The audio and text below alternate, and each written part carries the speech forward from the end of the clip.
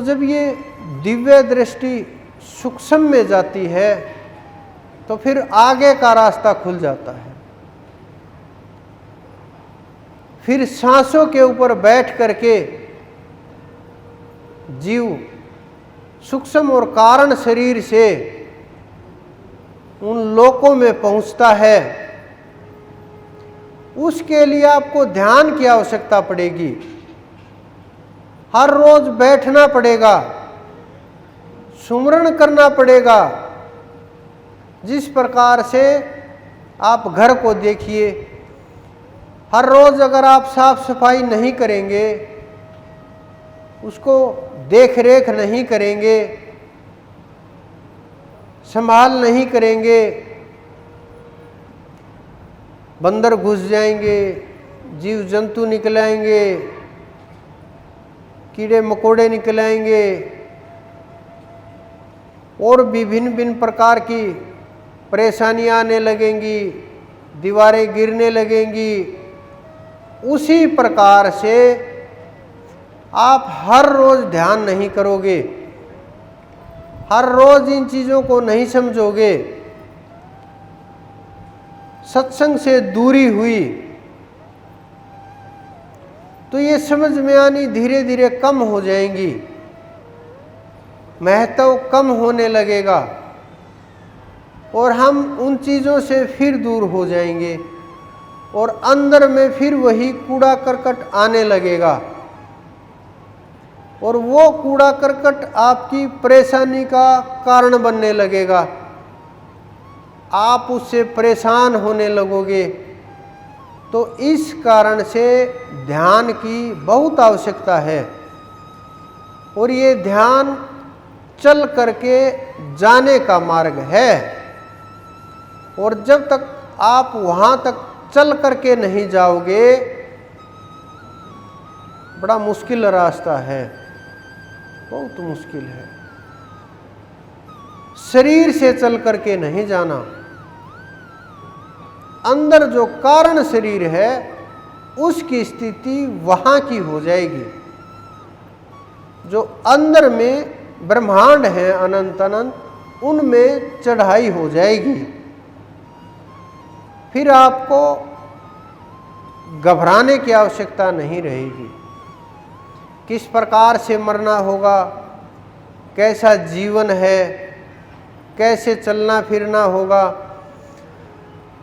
संत जो होते हैं वहाँ वस्त्रों का महत्व नहीं रहता कि वो किस प्रकार के वस्त्र धारण करते हैं, नहीं धारण करते, कैसे रहते हैं, कैसे नहीं रहते, क्या खाते हैं या नहीं खाते, वायु के सहारे रहते हैं, जल के ऊपर रहते हैं, फल के ऊपर रहते हैं, या इन सब का त्याग कर दिया है। वो आपकी अंदर की जो आत्मा होती है ना, उसमें रमण करने वाले लोग हैं। कोई फर्क नहीं पड़ता, कोई दिखावा नहीं होता, ना आवश्यकता होती है, ना जरूरत होती है, क्योंकि ये बाहर की वस्तुओं को इसलिए तैयार किया जाता है ताकि लोग ये मान लें कि इनके पास भी हो सकता है परमात्मा हो। जब समय पता चल जाए कि हाँ हमने पा लिया, अनुभव कर लिया, उसका एहसास हो गया, फिर आवश्यकता ही नहीं होती। आप किसी प्रकार से रहें, किसी भी जगह पे रहें, कैसे भी जीवन चले, बस तार वहीं से जुड़ा रहे। अगर उनका तार कमज़ोर हुआ वहाँ का, तो आपको परेशानी आएगी। अगर वहाँ का तार सही से जुड़ा हुआ है तो आपको ना सोचने की आवश्यकता है, न कोई परेशानी आएगी, न किसी प्रकार की दिक्कत आने वाली है। तो आप ध्यान की शुरुआत कीजिए। अगर आपने एक ये शुरुआत कर दी, ये जितने भी मैंने काम बोले हैं, चाहे ये चीज़ें आज आपको समझ आई हो ना आई हो, लेकिन ये काम जब आपके होंगे तो आपको ये सारी चीज़ों का जो जो शब्द मैंने बोले हैं, इन सब का अनुभव होगा निश्चित। कोई नहीं रोक सकता अगर आपने साधना की तो, क्योंकि मार्ग है ये, और मार्ग से गुजर करके जाना पड़ेगा। केवल बातों से काम नहीं होगा। तो आप लोग ध्यान करने के लिए प्रेम पैदा कीजिए अंदर में, सुमरण नीरस ना हो, हृदय में उत्साह हो कि मैं आज सुमरण करूंगा, मुझे सुमरण करना है।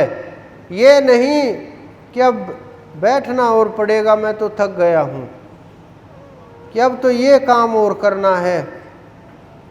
काम मत मानो उसको सार समझो कि ये काम नहीं है। जिस प्रकार से कोई भी प्रेमी मिलते हैं, जिस प्रकार से जानवर भी मिलते हैं, वो जिस प्रकार से माताएं अपने बच्चों को दूध पिलाती हैं, वो काम नहीं मानती कि ये भी मेरा काम, ये नहीं मानती। वो ये समझती हैं कि हाँ ये तो चल ही रहा है, इसको आवश्यकता है और चल रहा है सब कुछ। ये प्रेम है, ये अंदर का भाव है। तो जब ये अंदर की वो करुणा उठेगी, अंदर का वो भाव उठेगा, क्योंकि ये वो रास्ता है जहां बिना किए कुछ शांति मिलती है, खुशी का अनुभव होता है, आंतरिक अनुभव होता है। लेकिन ये होगा बिना किए। बाकी जितने भी काम हैं, सब के सब काम करने से होंगे, कोई भी काम हो, लेकिन ये काम बिना किए होगा, ये काम ही नहीं है। परमात्मा का यंत्र बन जाओ।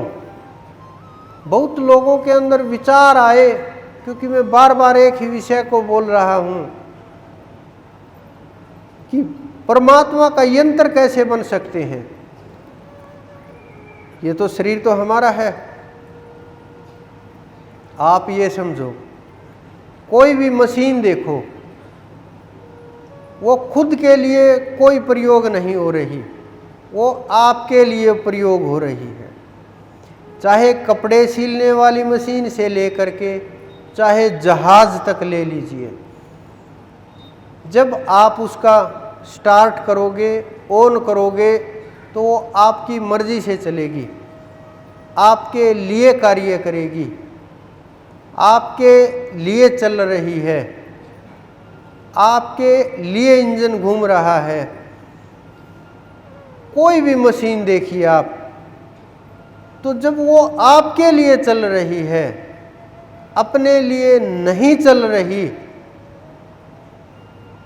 काम किसका हो रहा है? उसका हो रहा है या आपका हो रहा है? आपका हो रहा है। तो उसी प्रकार से जो ये शरीर रूपी मशीन है, हम इसको उस परमात्मा का मान ले कि जब तक वो चला रहा है, ये सब कुछ चल रहा है, सांस से ले करके कर्म तक प्रत्येक कार्य सब वो कर रहे हैं। लेकिन उसमें अपना हस्तक्षेप ना हो।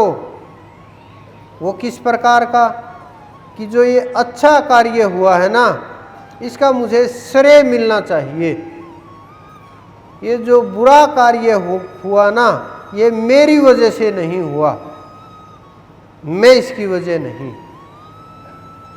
तो ये लेने और देने का जो व्यापार है ना, ये आपको छोड़ना पड़ेगा उसके लिए।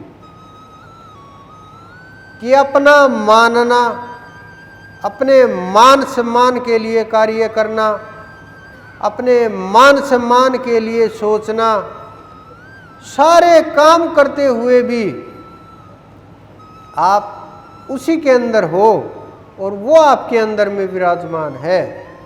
जब ये समझ आ जाएगी तो फिर कर्म का दोष नहीं लगेगा। कोई भी कर्म करते रहो, क्योंकि कर्ता बनोगे ही नहीं, सारे कर्म तो वही होंगे करने वाले।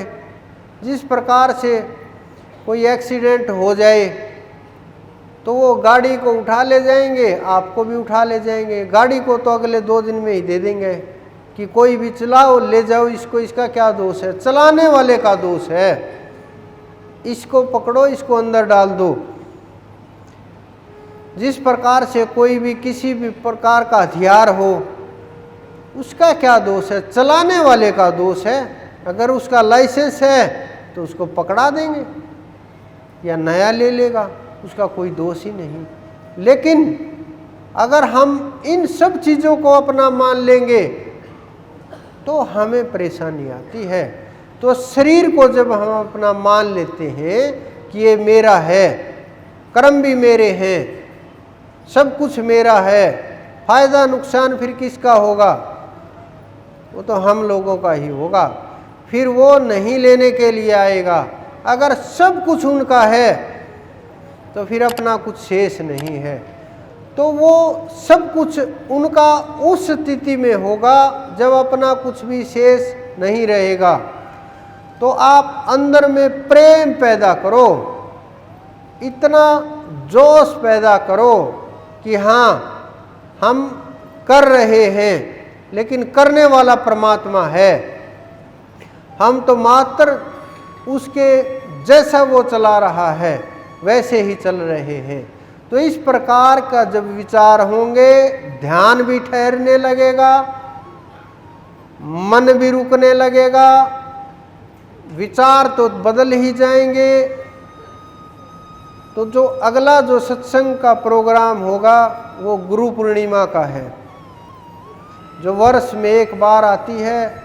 गुरु पूर्णिमा का सत्संग 10 तारीख को होगा। आप सबके अंदर विराजमान उस परमपिता परमेश्वर, मेरे गुरु, मेरे इष्ट को मेरा बार बार प्रणाम।